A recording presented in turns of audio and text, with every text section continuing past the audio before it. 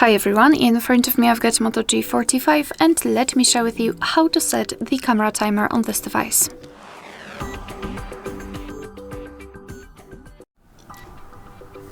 So let's begin with opening the camera app.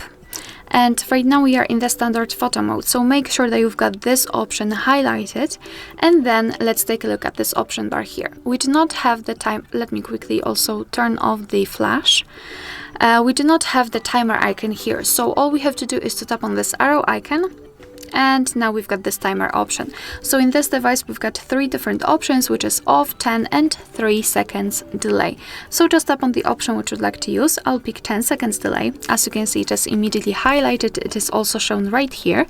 And after getting back to the camera, we do not have any kind of indicator that it will show us that we've got the timer set. So it could be a surprise if we will forget that we applied the timer before.